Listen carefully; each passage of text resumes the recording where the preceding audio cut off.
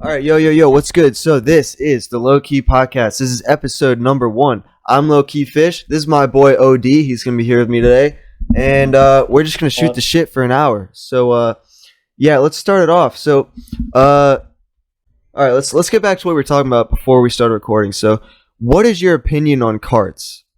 On wax carts, THC carts? I think they're great for convenience terms, but at the current rate, there's just way too many fake carts right on the market right now. And that, in turn, is almost dangerous, and I don't feel like it's really worthwhile to sort of just get into carts, you know? Yeah. Like, you don't really know what people cut carts with. Especially, you know, it's supposed to be just weed. So, you know, you have people cutting it up with, like, vitamin B or whatever. Vitamin E acetate, I think. Yeah, vitamin E acetate, you know? I don't even know what the fuck that is. Like, you know, so much for getting your fucking vitamins in. Yeah, right? Yeah, apparently it, like, coats the lungs or does some bullshit or whatever. But, yeah, like... as I was saying, like before we were recording, like if you're buying a cart on the street that's less than $50, it's a full gram, man, that shit's probably fake, dude. Like, if you're buying it on the street and it's less than $50, that's probably just distillate that some dude made in his basement and then bought a bunch of empty 510 carts and a bunch of boxes like Kingpen boxes or Dank Cart Box, whatever, off DHgate, AliExpress, all them Chinese wholesale websites. So he makes a distillate in his basement, fills these empty carts with it, and then packages it like it's real and sells it for like anywhere from $30 to $45 for a full gram. Nah, nigga, that shit probably fake, dude. And you look at these dispensaries that are selling them. They sell like them Kingpen shits. I mean, dude, they can go up to like $75 or like $50 to $80 or some shit for a cart. And yes, they're taxed up the ass, but you know that's just how it be. And I think it's a lot safer to kind of hold off the carts. I know they're more convenient, and they're more discreet for sure, and they're pretty easy to use in public, which is what their uses should be good for. But you know, if you really want to smoke a cart, get like something like a Dr. Dabber, which you just screw on. It has like a metal coil on it, and you just take the wax and you just put the wax on the coil directly, and then you can smoke it like a regular dab pen, like a regular 510 cart in public. Now you have to preload it and you have to constantly reload it if you smoke a lot of wax, but you know what you're putting in it besides from like them random oil that you get in fucking carts. And like, man, my cousin's in high school, he tells me like people like will be putting honey in an empty cart and like sell it as a cart and like scam people for that shit and scam fresh. And it's just like, man, I don't know, it's just all sketch, you know? And yeah, it's just weird. I also like the Dr. Dabber. Yeah, it's just way too sketch right now. Exactly. And I also like the Dr. Dabber. It's just, yeah, that you can put more than just wax in the Dr. Dabber. You know, you can put weed in there too. But man, shit like DMT, like it's so easy to do DMT out of that shit. It's so much better than doing it out of a rig. Because like when you do it out of a rig, you pretty much gotta blast off. Like you do it right away, you just blast the fuck off to like 100 milligrams. But you take a Dr. Dabber, man, you can put however much you want in it. It's way more smooth. You ease into the trip. You ease into the blast off. It's not like full on send it. And it's a lot easier to do out of that dab pen. And you can do other shit in there like MDMA and ketamine shit. Now that's not the preferred way to do it, but man, it's possible. But yeah, I don't know, 510 carts. I mean, when was the last time that you had used a wax cart? Probably like a year ago. Oh, you know, word. Like, the last time I ever actually bought a wax cart was at a pop-up in DC. And it okay, that was like probably legit, a half though. gram cart also. How much was it? It might have been like, even then, like, I'm not entirely sure like how actually legitimate it was. Yeah, I mean, if you bought it at a pop-up shop, that doesn't guarantee anything because they're not bound by like they're not bound by certain laws that like an actual dispensary would be. But hey, are we still on? Yeah, I mean, I can just cut that part out. I mean, we pretty much ended talking about 510 carts, anyways. Um, Word. all right, let's just see what's up. What do you think of all these states switching the law to where you have to be 21 years old instead of 18 to buy tobacco products, which includes not only cigarettes or Juuls or whatever, but you can't buy blunt wraps, you can't buy J wraps, you can't buy anything that would be tobacco related except a lighter. I think you can buy a lighter. But yeah, what do you think of the fact that the law has changed? And by the way, so my boy OD like is he was having camera problems, so like that's why he's audio only.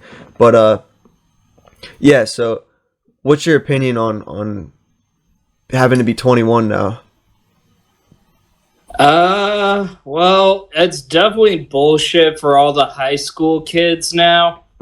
Cause that was probably one of like the few things that like could actually bring them joy. I remember that actually used to be a small hustle of mine in high school. I would always buy kids blunt wraps and shit. Come off of football practice. Oh, word, yeah, you were 18 when you were a senior, right? Yeah. Yeah, man. So, like, I never really had to deal with that, but I still think it's, like, ridiculous that, you know, the government just decides willy-nilly when you can have, what age you're allowed to just, you know, be able to do shit. Yeah. Like, I think it's just ridiculous, honestly. You can fight for your country at 18, but you're not old enough. You're old enough to shoot a gun and kill fuckers on the other side of the country, but you're not old enough to smoke a cigarette or buy a fucking J-Rap or drink alcohol or do any of that shit. And I feel bad for like someone who's 20 years old. Like I've been buying cigs for some of my friends who are like 20 and 19, and it's like, bro, like you're 20 years old, you've had this right to buy tobacco products for 2 years, and the government straight up revokes your rights. They take your rights away for no fucking reason because like, oh, you're not old enough even though you've been doing this for the last 2 years. It is so bullshit because if you look back at when they changed the law for alcohol, when it used to be 18, it was like in the 80s. Like in the 80s before that, you had to be 18 to buy alcohol. And when they changed it to 21, they grandfathered everyone in who was already 18. So like someone like my dad, like he was around that time, like when he was a senior in high school and he had turned 18. Then they changed the law and he was able to buy alcohol, but no one else was. So he ended up just having to buy alcohol, or not having to, but he just did. He kind of hustled like you did a little bit. He would just buy alcohol for like all his friends because he got grandfathered in to the law. However, this time around for tobacco, they didn't do that shit, and anyone who's 19 or 20 or 18, your rights just got fucking revoked from you for like no reason, bro. Yeah, there's reasons, but it's all lobbying at the end of the day. It's all fucking lobbyists. I mean, I think it was just a result of that whole carts hospitalization scare. Yeah, which really played a role in and Juuls. defeats the whole purpose of it, because it was two separate things, you know? So I really don't agree with it at all, and I think it's just completely counterintuitive. Yeah, no, I feel you. I don't know, man. It's really surprised me, especially in W, because I remember in Maryland they had talked about it for a while. Like when I was like several years ago, they had talked about it for a while. About like, oh, they're probably gonna change to 21 soon here, and it took them a few years, but they eventually did. Like a year or two ago, they changed it in Maryland, and I come to W, like I would think West Virginia is one of the last states in the whole fucking country to be changing the tobacco law to 21. It's W, bro. It's West Virginia. I come back in December, and I just see like Trump. It said Trump had signed some law that prohibits the sale of tobacco to anyone under the age of 21, and that shit just surprised me. Luckily, I was already 21, but like that shit really surprised me. But I don't know. So let's see what else we got here. So so what's your opinion of Trump on Twitter just going ham with all these fucking tweets, constantly tweeting out law and order, threatening to bring out the military against all these protests, Black Lives Matter. I mean, in general, what do you think of Trump just constantly tweeting just weird ass shit? It's how I feel really with anybody who's on Twitter way too much. Yeah. In that you just need to stop talking and just actually figure a way to formulate your words more properly to make yourself sound better rather than just have an unconscious stream of thoughts, you know? Agreed. Like, it's just, I feel like Trump could actually have some solid ideas, but the way he just goes about it is just ludicrous. It makes him just sound even dumber than, you know, he is. I'm not trying to mean that as a compliment, but yeah, I sort of see it as reckless and counterintuitive to what his goal currently is, which is essentially attempting to unite the country in the midst of, you know, police brutality. Dude, it just makes me wonder, like, what the fuck is he doing all day? Because he's tweeting shit, sometimes at like 3 a.m., 4 a.m., 1 a.m. He's tweeting shit all day. Like, bro, I don't even have the time to be on my phone, like, all those hours of the day tweeting random bullshit, whatever thought that flows through his mind. He does not have, he doesn't censor himself, which is a good and bad thing. And he just fucking blurts whatever is on his mind. And I don't know, he just tweets way too much. Like, it just makes you really think, like, what the fuck is he actually doing, you know? Yeah. Constantly tweeting, like, law and order and all that shit. I don't know, it's whatever. But, so, let's change it up a bit. What is your opinion of a girl having an OnlyFans? What is your opinion of OnlyFans in general? Would you date a girl that had an OnlyFans? Just name some thoughts off your head about OnlyFans. We'll go off that. Right, so I guess, what's up? I guess my thoughts on OnlyFans is essentially any guy who actually buys an OnlyFans is a sucker. I have some sort of like negative thoughts on OnlyFans, and what I mean by that is essentially it's almost an easy way for a girl to make money, you know?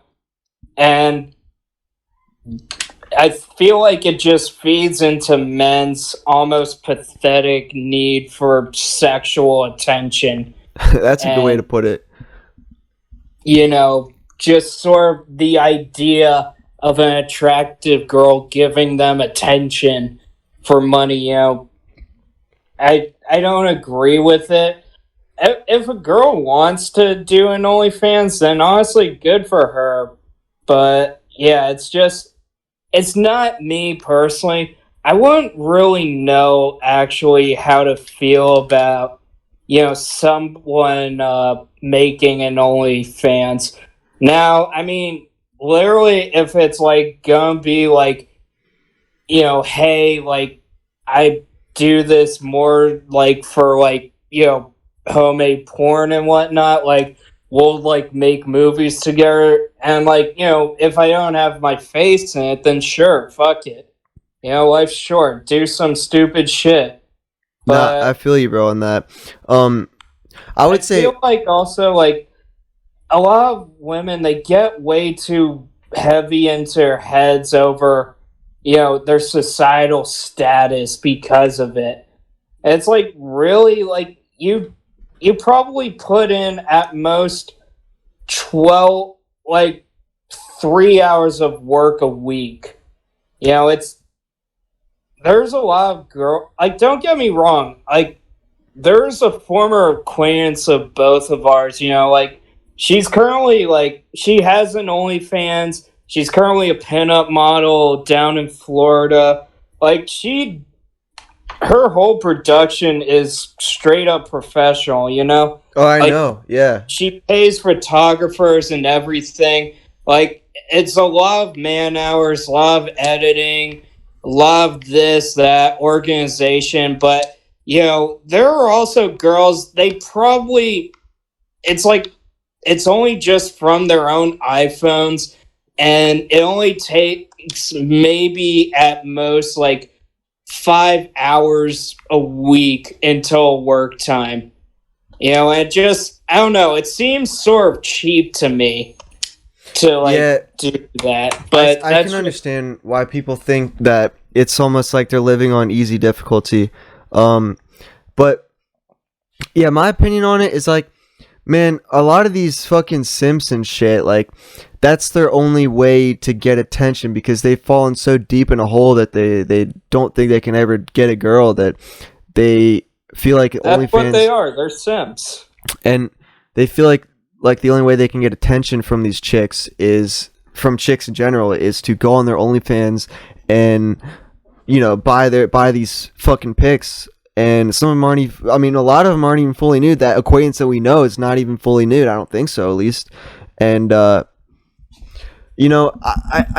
look at OnlyFans, and I do still think it's a valid way of, making money. But it's just like, as a woman, do you value yourself enough to where you want to post pictures of your pussy online?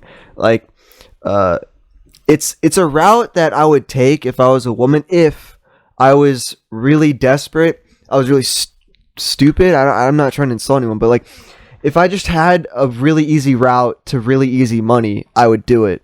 And I look at people like Adam22, and his girl is Lena the Plug, and she makes six figures, like hundreds of thousands, I'm pretty sure, a month on OnlyFans. And bro, if you're making that much money off just putting your fucking tits and pussy online, like, by all means, go for it. Like, if you're making that much if you're making millions a year just posting your body, your body, like your fucking physical body online, you're making millions for that. You know what? Props. But and also, like, when it comes down to, like, would I date a girl who had an OnlyFans?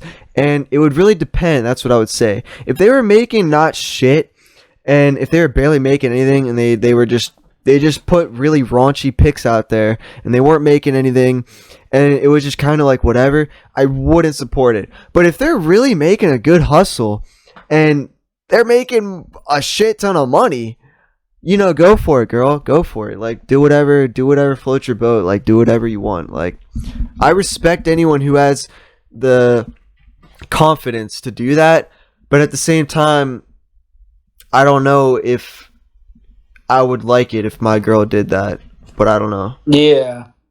But also with Lena Plug pulling in something like six figures, I think that honestly says a lot more about how honestly pathetic men have gotten.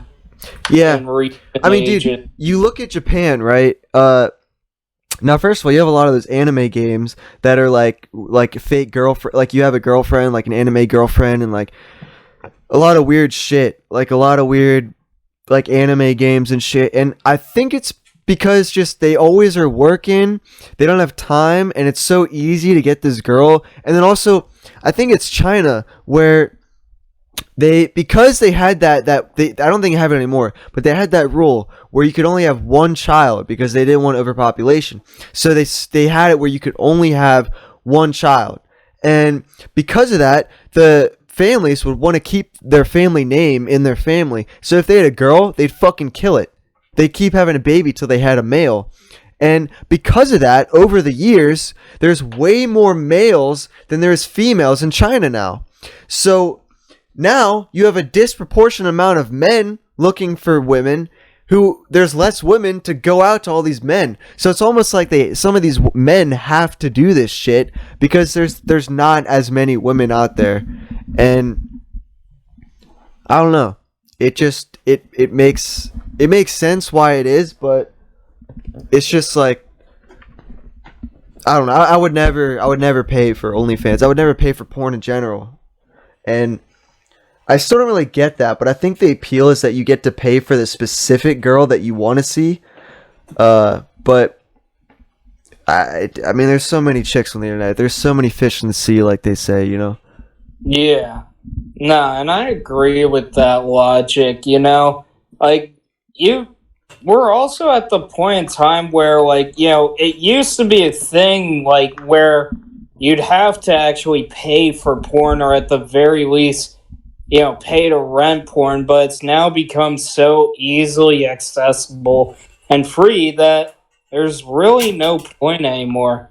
But also, that in turn, like, with Japan, like you were talking about, that in turn, it's created this sort of hypersexualized culture that doesn't, you know, sort of. I'm not sure how to put it, other than it sort of just gives an easy out to men rather than to go out of their way to try to, you know, get a girl and whatnot. Like, I feel like that in turn has ended up resulting in their decline population. Literally having an over sexualized culture. And it's not, you know, like, I'm not trying to, like, critique, like, you know, modern advertising and marketing or whatever, because that's been going on for, like, a while. But I'm talking, like, more or less, like, an explicit open access to pornography. Yeah. Yo, 1 second. My cats are fucking up. I need to put them out of here. Get out of here. Come on.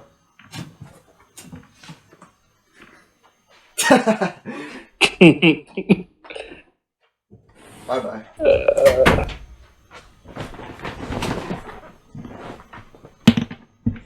Alright. Yeah, they were just doing some fuck shit. I don't know. Could you hear that through the mic? Nah, I didn't hear him at all. Hopefully it didn't pick it up. But alright, so we got that.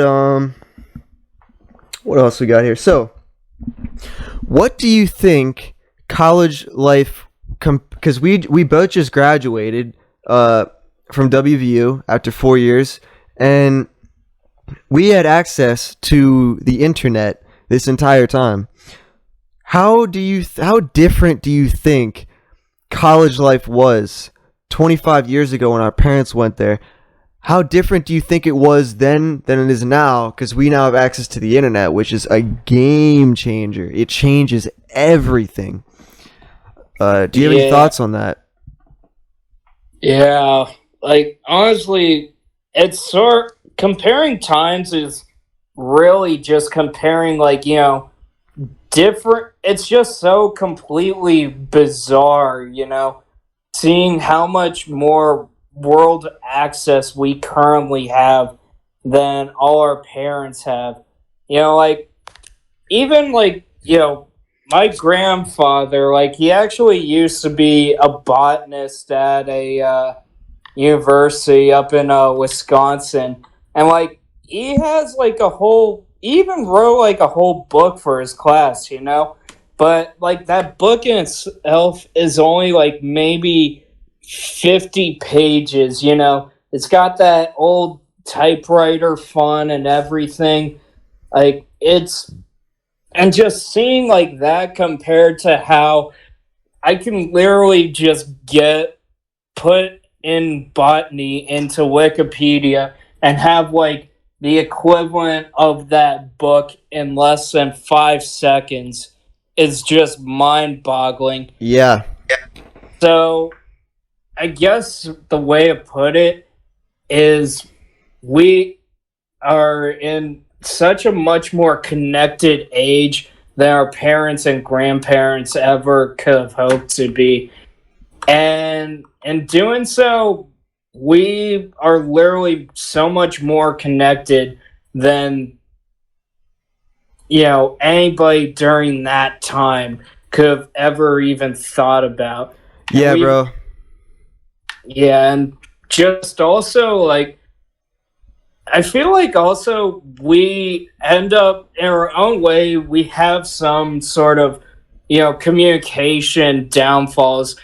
Because we've gone more technological, we don't really have that innate drive to just randomly talk to strangers about how, hey, do you know like the way to so and so, or do you know where to find this? Like, Totally. because we just have literally computers in our own hands right now. So access to everything, the whole world's knowledge. Yeah. Like, we don't even need, well, I wouldn't say we don't need books anymore, but we're at the point where physical books are becoming less and less, and everything is just in its own way turning digital. So, oh God. Like, dude, what the fuck did people do in college back in the day? Like, they went to the library and read and looked for books forever.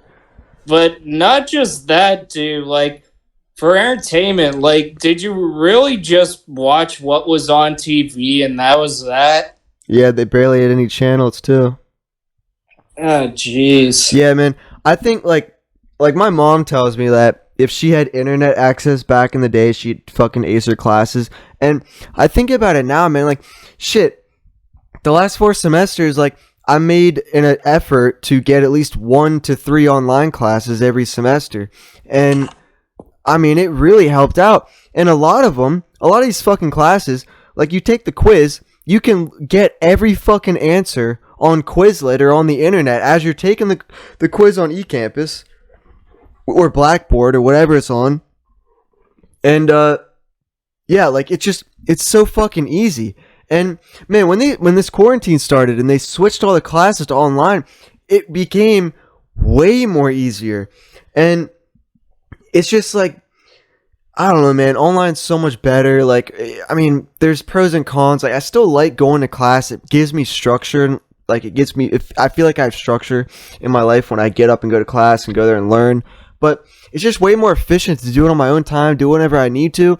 And the fact that we have to memorize so much bullshit that I just forget after every fucking exam anyway, because I've barely had any cumulative good, but it's just like, why do we have to memorize all this shit when we're going to forget it anyway, and we have access to the fucking entire world's knowledge on our fucking phone? Everyone does. It's everywhere.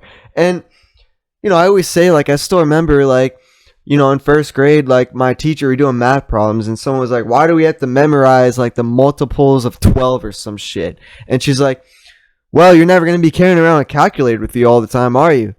Little did she know, now we got a fucking phone. Yeah, now we carry around a fucking calculator / superhuman device / knowledge of all world in our pocket at all times. And it's empowering, dude. But our phone is literally an extension of ourself, and it's empowering, but I think learning is totally outdated. I think just trying to cram information in your head when you're going to forget it anyway, I think that way of learning is outdated in this time and age, especially when we're getting pretty close to the time where we'll be able to just download information on our brain and learn it instantly. But it's just so outdated, the fact that we have to just cram information that we're just going to forget most of it anyway. Now, I do retain some of that shit, but a lot of it, man, just goes out the fucking ear after I take the exam. Yeah. And I will say, though, this may just be, I majored in accounting, so I do, in its own way, see the necessity of memorizing multiplication tables, because it's really not that hard in its own way to do math in your own head. I think multiples of 12 up to 12 is fine. Like, that's fine.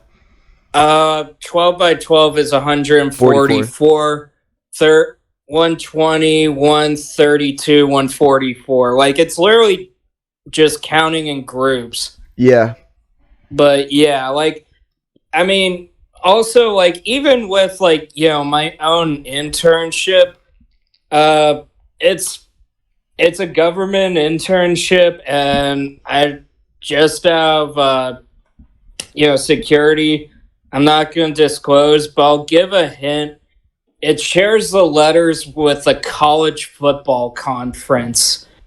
But even then, with it, I had to do this thing on Excel, and they had this one contractor, help me out with it. And she even told me, hey, just so you know, like, these are some formulas I looked up and use a lot. But even then, if you have questions, just use Google. Like, we've gotten to a point in time where a company has become a verb of the human language Yeah. for technological use. Like, it's who the hell would have thought of that? Like, I don't know, 20 years ago. I don't know, man. Mind-boggling. So completely mind-boggling.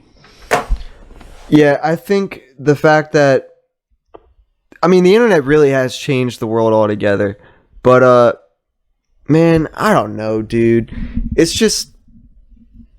It's crazy to think about how different the world was just 25 years ago when there was no internet. I mean, I still remember, like, as a kid, I was fucking Windows 95. Like, I was using that shit. And, like, they had, like, Solitaire on there and Internet Explorer, like the old one, Minesweeper. And, it's just, like, it's crazy how far we've come. It really is.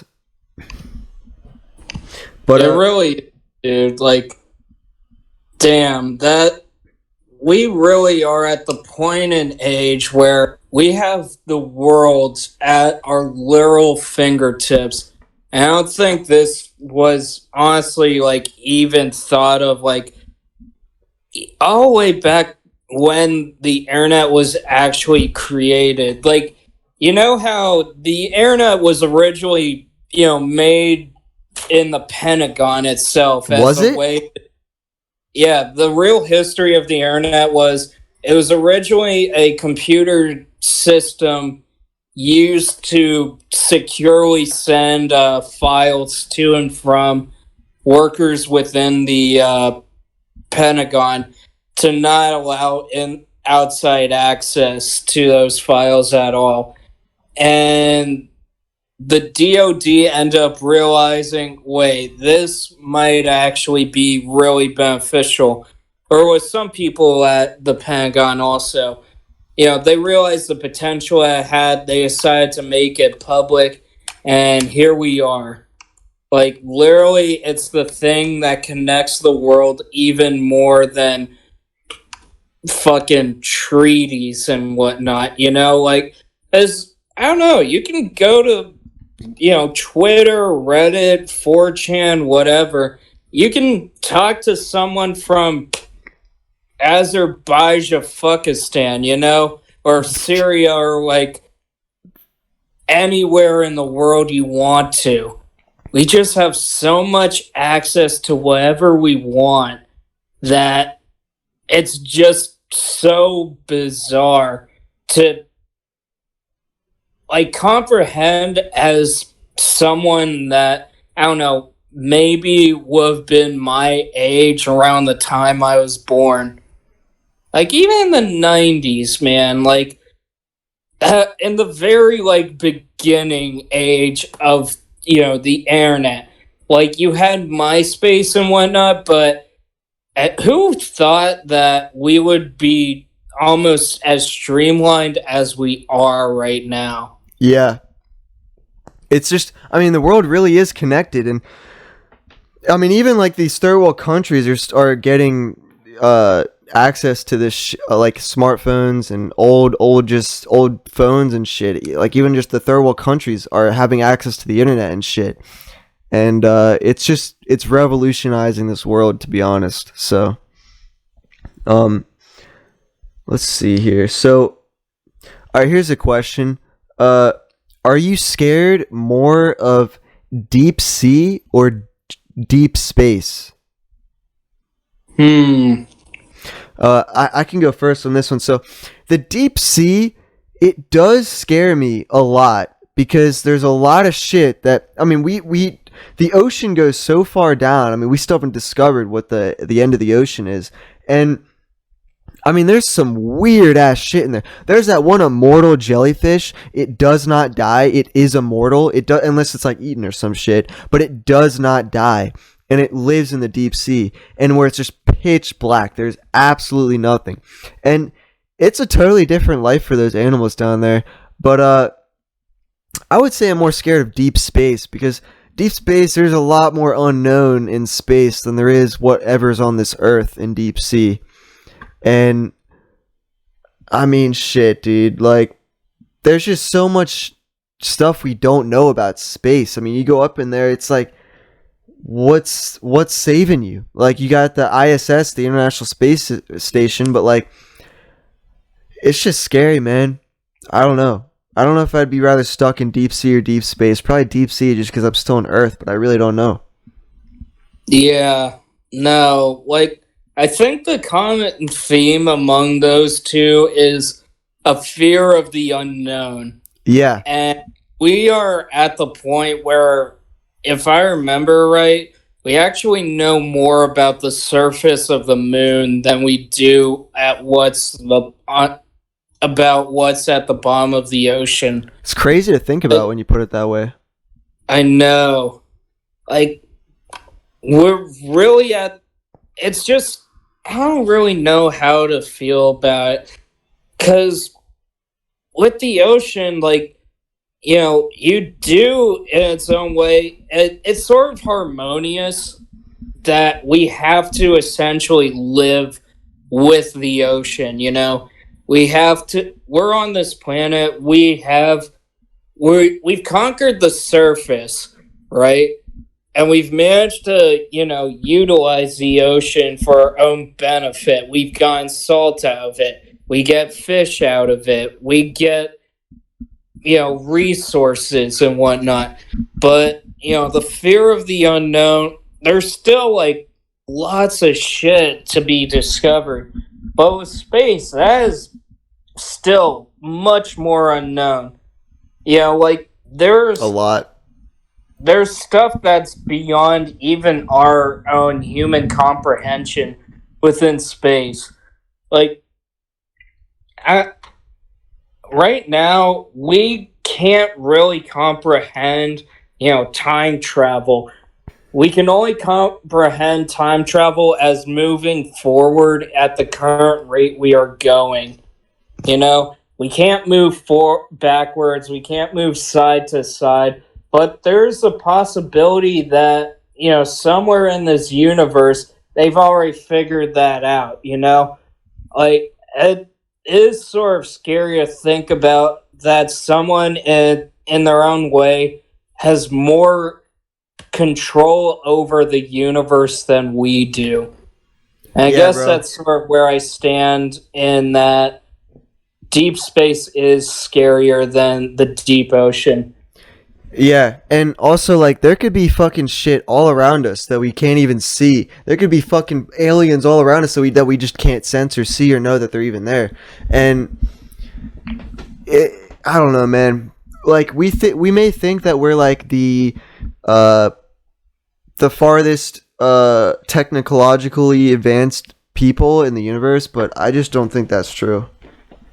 Mm-hmm. I think it's highly probable that we're not alone, and it's possible that we're in a simulation, and it's just, there's a lot of possibilities.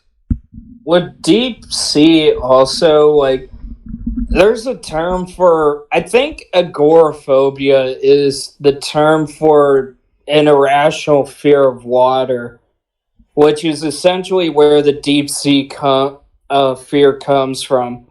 Like, it is sort of irrational, but in some way it's still very scary, and there's still, like, a lot of scary shit out there in the world. Like, I'm not sure if you know this, but there's actually, you can find a video on YouTube. It's of this Russian diver who literally filmed his own death descending into, like, this crater pool in Israel, I think. Jesus.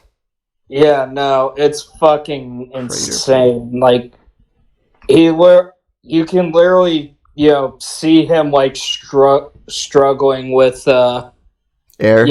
his own air and breathing, and, like, him, like, freaking out and everything. So he didn't mean to actually die. He didn't mean to commit suicide. Wow. At least with space, like, you will literally die within 3 seconds. So in its own way, it's pretty painless when you think about it. But yeah, that's pretty crazy to think about, though. Shit. Well, so my last topic that I have for us. So dubstep or house, or what's your opinion on dubstep versus house? Drum and bass. Drum and bass is like, no, that is drum and bass. There's a lot of that in a lot of different subgenres of EDM. I like bass house. Like, you still got some dub in there, some dubstep, some little rhythm action in there, some drum and bass, and you just got that boots and cats, like, and I like the fast pacedness of house, but I don't like the like weird.